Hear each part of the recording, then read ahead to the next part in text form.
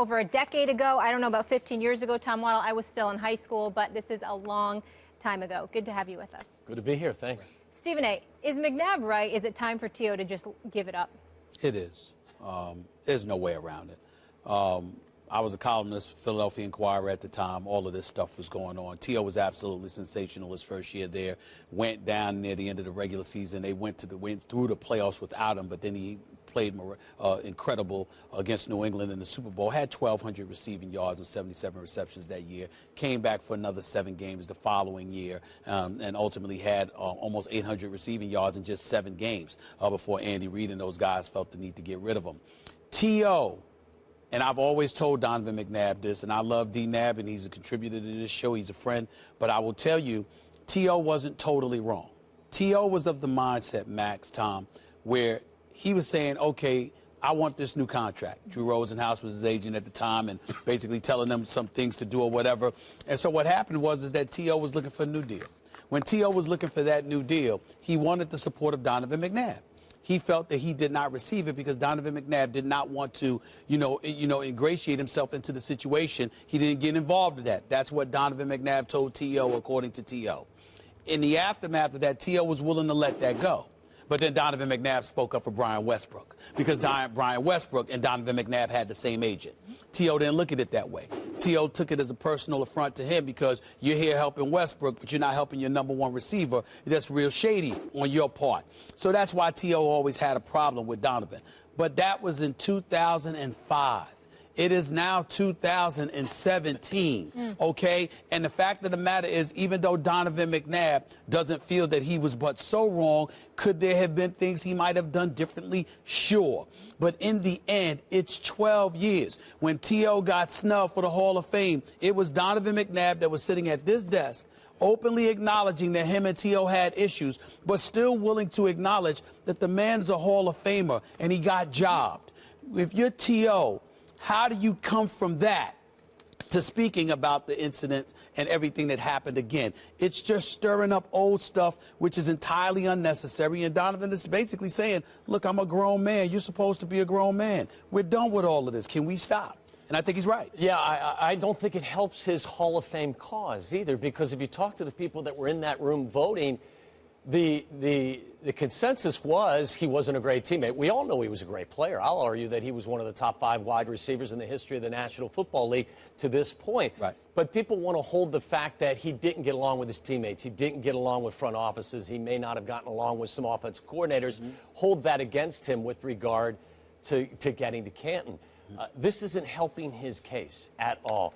There are a lot of things that are said in a huddle, in a locker room, in the heat of the moment that aren't very friendly. And you have to have thick skin and a short memory, and you just have to move on from that. I agree with Donovan McNabb. The last thing I want to do is get in between an argument between T.O. and Donovan McNabb. But if you ask me to side with one side or the other, I'm with Donovan. You got to let it go, and maybe if he lets it go, it will help rehab some of the issues that the Hall of Fame voters struggle with It's unanimous in that case. We all think that T.O. should let it go. And I'm a T.O. fan, and I think it's outrageous that he's not in the Hall of Fame. This is not a tough call. There are tough calls. This ain't one of them. He's an obvious Hall of Famer, even if you want to make a point that not on the first ballot. That point's been made. The second time? Come on. But in terms of the grudge that he's holding with Donovan, if in fact he's holding that grudge, we all just like a life lesson. It's a sign of maturity when you can let it go. But let me talk directly to T.O. here and tell him why it's in his own best interest, aside from everything, even if the calculation is purely self-interested calculation, why it's good to let the grudge go. You know who holds grudges in situations like this? The guy who feels like he lost. That other person got the better of me. So you hold that grudge. And you know what happens when you hold the grudge? You lose again. Because you're thinking about the grudge, you're thinking about the other guy, you're consumed with the anger. The other guy's past it already. So if you're T.O. and you feel like you took an L with Donovan in some way, that you're holding on to that grudge, you're taking another L this way. Well, and that's before you get to the point, which I think is a good one. It ain't going to help you get into the Hall of Fame, where everyone really knows, anyone with any sense knows you belong there, T.O. Of course you belong there. But this ain't going to help. Max, Tom, I don't think people have gone here where I'm about to go, but it needs to be said on this in this instance. Donovan McNabb And it's one of the reasons why I got a problem with folks holding against T.O., his behavior or whatever the case may be, and talking about a Hall of Famer. Drugs, alcohols, all these kind of things that people have had problems with in the NFL. If they performed on the field, they were in the Hall of Fame. T.O. might have been cancerous in some people's eyes.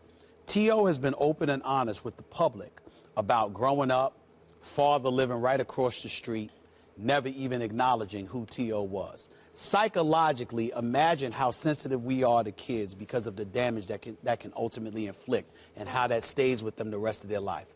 Everybody wants to ignore that about T.O. Well, why do I bring that up? Because Donovan, his brother, his daddy, his mom, people who know Donovan McNabb know what a structured and very, very supportive environment that he comes from. So what do we see in terms of the dichotomy that exists between the two individuals? On one hand, you see a grown man in Donovan McNabb who's sitting there saying, let it go. On the other hand, you see a guy in T.O. that has, I'm not being insulting, I'm being very, very sensitive to him because I got a lot of love for him. But he's been victimized in very profound ways. And no one takes that into consideration in terms of looking at him and saying, could you imagine what that guy must have been through and what he had to overcome to be, as you would say, one of the top wide receivers in the history of football? Donovan, you could see the difference between the structured environment that Donovan McNabb had available to him and the lack thereof of Terrell Owens. No one wants to take that into consideration. We can see that T.O. is still going, it still affects him because what is he doing? He's crying out. He's crying out for somebody to agree with him, to support him, to feel his pain. Donovan don't have that problem because of the environment that he came from. You know, and real quickly, the concept of distraction, a lot of people talk about T.O. being a distraction. To me, a distraction was a guy who wasn't available on Sunday because of things he was doing off the field or maybe on the field like that prevented that him from being. Yep. And T.O. was always available. So from that definition, he was not a distraction. That's right. And we talk about availability, the best ability, of course. So staying in the NFL.